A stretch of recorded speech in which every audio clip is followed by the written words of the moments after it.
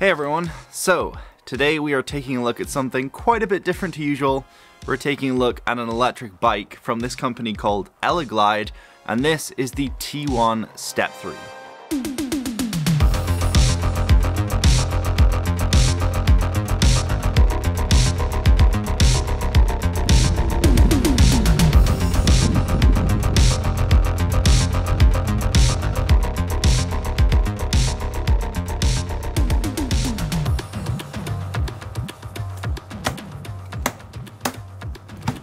So in order for them to ship the bike out, they do have to send it partially disassembled. So you're not completely constructing the bike, but there is some assembly required.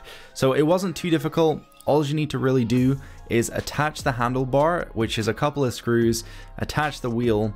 This right here is the point where I realized I put the handlebar on the wrong way around. So I had to unscrew it, turn it around, and then screw it back on. So make sure you do put that on the correct way. But then I just put on the mud guard for the wheel, attach the LCD display, and then you had to plug in some cables and put on these reflector discs onto the wheel. And that's it, good to go. This bike at full price is £879.99. I'll leave any links down below or any discounts that are ongoing so you can have a look at those, but it comes in two different colors, white as well as gray. So the reason this is actually called the Step-Thru is because it's really easy to get on and off the bike because of the type of frame. So there's no bar going across the way. You can just simply go ahead and easily step over and you're on the bike, so you don't have to kind of climb over it, especially if you're a little bit shorter. Then this is going to be a lot easier to get onto the bike. So I've actually had this bike for probably like a month and a half right now, so you know, plenty of time to fully test it out. Weather hasn't been great. I've been waiting for like a good day to come outside and actually film this thing. But yeah, my experience so far has been really good. This is a really premium bike, one of the most premium I've ever rode anyway. And from someone who's never used an electric bike before, this is really easy to set up, configure in terms of like the display, as well as the controls and all the different assist modes. This is really straightforward to kind of, you know, get a grasp of. One of my favorite parts of this bike actually is the part at the back. So this is kind of like a luggage part. You could possibly have someone else sit there if you put like a cushion. But realistically, it's for attaching your backpack or anything you want to bring with you on your adventures. Really easy to use. There's this kind of clip section which opens and closes. It's spring loaded, and there's loads of points on this bike in which you can mount things. So if you have any of those grip type bike mounts, you can attach them literally anywhere. There's so many points in which you could put like an Insta360 camera or just mount your phone. So on the handlebars here, you have basically your gears. So there's 7 gears. It's made by this company Shimano, and apparently that's a pretty good brand. Really easy to use. You've got 2 shifters, so you can go ahead and shift it up or shift it down. You do have to be pedaling in order for the gears to change. So if you're just using the motors, then it's not gonna do it. And then on the other side, I've mounted my little controller for the assist. So you have a power on switch, your assist up and down to change your level of assist. You also have a bell on here as well. So in case anyone's in your way, you can alert them that you're coming. So let's go out and ride a little bit, and I'll talk about the overall riding experience. Now, I've actually captured so many shots of me riding, so you might notice like my hoodie or my t-shirt changes throughout the video. That's just because the weather's not great, so I have to constantly be capturing small parts at a time. But yeah, let's get into it.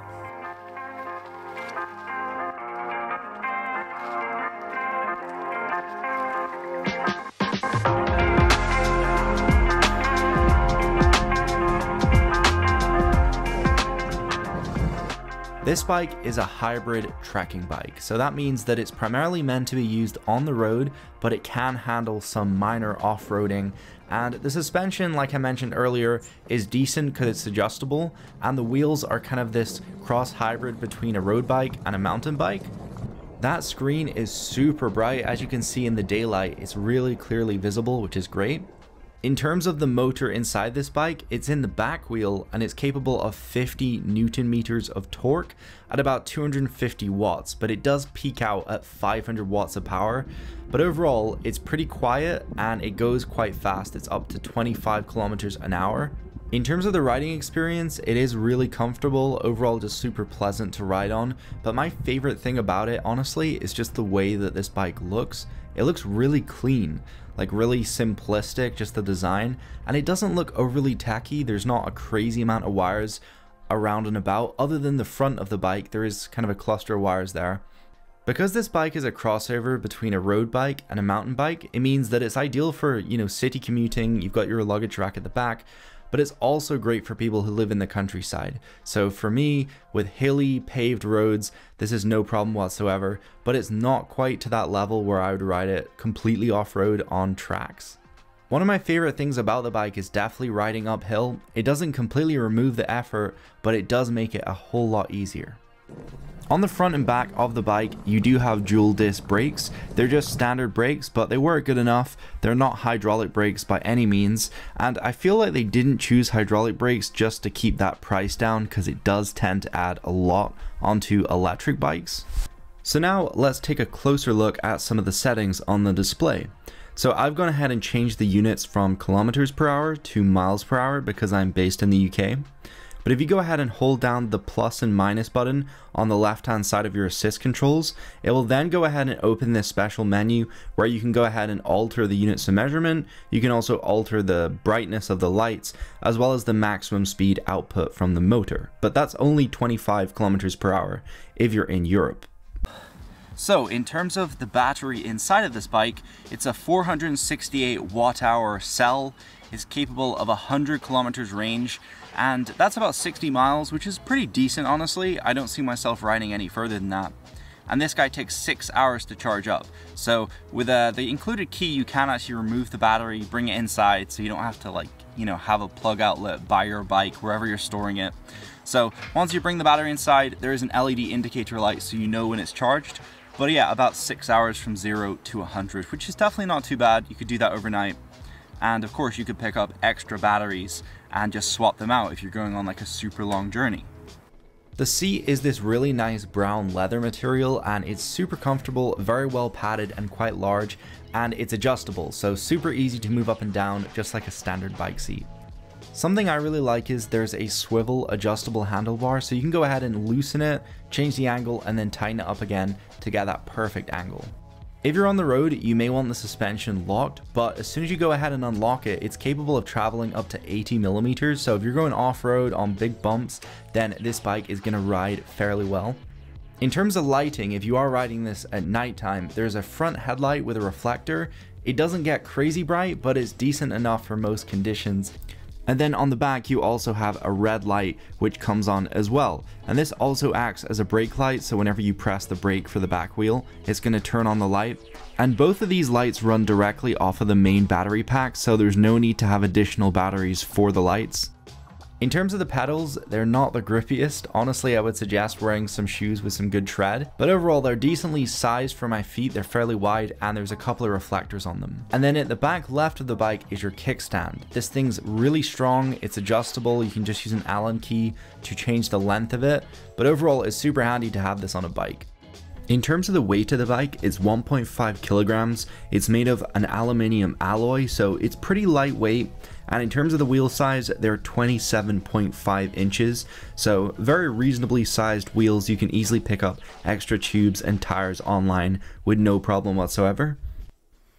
So one thing I actually forgot to mention about this bike is there's a dedicated throttle switch. So the harder you push it, the faster the wheel will spin. And the lighter you push it, obviously, the slower it's going to go. So you don't even have to pedal on this bike whatsoever. You can just go ahead, press this button, and the back wheel will immediately start spinning. And as you can see, I mean, it's thick snow. It's about a foot deep, and this thing is still able to push itself forwards with no problem whatsoever. But yeah, it's definitely too slippy for me to go out and ride in this. There's no chance of that. So yeah, that is pretty much it. That's my overall review of the Eleglide T1 Step-Thru. It's an awesome bike. It's great for like off-roading, especially around where I live in the Lake District. Super hilly, you know, there's lots of inclines. So having an assisted bike is definitely necessary around here, for sure. But I love the quality of the handlebars and the seat. I love how it's kind of like that brown leather material, super comfy to ride on. If you have any more questions, definitely do leave them in the comments section down below, or if I missed out anything and you need to let me know, also put it down there in the comments. Help out anyone else who's kind of deciding whether to buy this bike or not. But if you're not going to buy a bike and you're just here to, like, watch my videos, then I appreciate that. That's super cool of you guys. So definitely do hit a thumbs up.